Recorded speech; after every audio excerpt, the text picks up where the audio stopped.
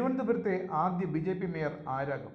പ്രധാനമന്ത്രി നരേന്ദ്രമോദി എന്ന് വരും തലസ്ഥാനത്തേക്ക്? കേരളത്തിൽ ഇപ്പോൾ രണ്ടുപേർ തമ്മിൽ കണ്ടാൽ ചോദിക്കുന്ന ചോദ്യമാണിത്. മേയറാകാൻ യോഗ്യതയുള്ള ആളില്ലാത്തതാണോ BJPയുടെ പ്രശ്നമെന്ന് ചോദിക്കുന്നവർക്ക് തെറ്റി. തിരഞ്ഞെടുക്കപ്പെട്ട ഒന്നല്ല 10-ലധികം നേതാക്കളുണ്ട് ആ 50 കൗൺസിലർമാരിൽ. മേയർ ആരായാലും പ്രധാനമന്ത്രി നരേന്ദ്രമോദി 45 ദിവസത്തിനകം തന്നെ തിരുവനന്തപുരത്തെത്തും. ഈ ഉറപ്പ് നൽകുന്നത് BJP സംസ്ഥാന സെക്രട്ടറി VV രാജേഷ് തന്നെയാണ്.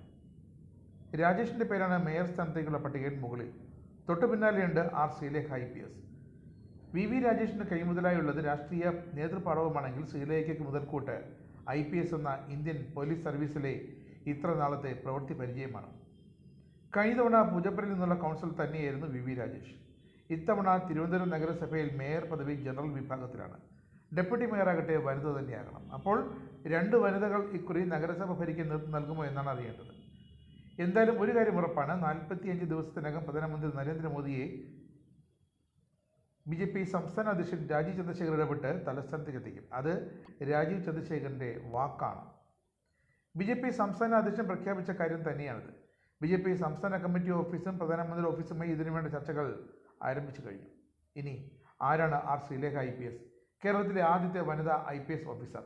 ഇന്ന് തലസ്ഥാന നഗരിയിൽ 45 വർഷത്തെ തുടർച്ചയായ ഇടതുപക്ഷ ഭരണം അവസാനിപ്പിച്ചുകൊണ്ട് BJP അധികാരം പിടിച്ചെടുത്തപ്പോൾ നിർണായകമായിരുന്ന ഒരു സ്ഥാനാർത്ഥി, ശാസ്തമംഗലം വാർഡിനെ വീണ്ടും കാവ്യ ഉദിപ്പിച്ച കന്നി സ്ഥാനാർത്ഥി. പക്ഷേ ശ്രീലേഖ ശാസ്തമംഗലത്ത് BJP സ്ഥാനാർത്ഥിയെ മത്സരിച്ചപ്പോൾ തന്നെ തിരഞ്ഞെടുപ്പ് പ്രചരണത്തിൻ്റെ ഗതി മാറിയിരുന്നു.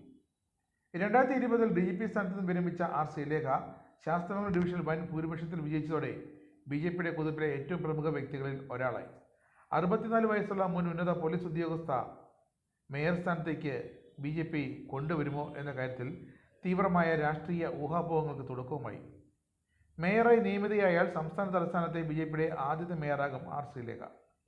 മേയറാകുമോ താല്പര്യമുണ്ടോ എന്ന ചോദ്യത്തിന് തീരുമാനം പാർട്ടി നേതൃത്വത്തിൻ്റെതാണെന്ന് ശ്രീലേഖ പറയുന്നു.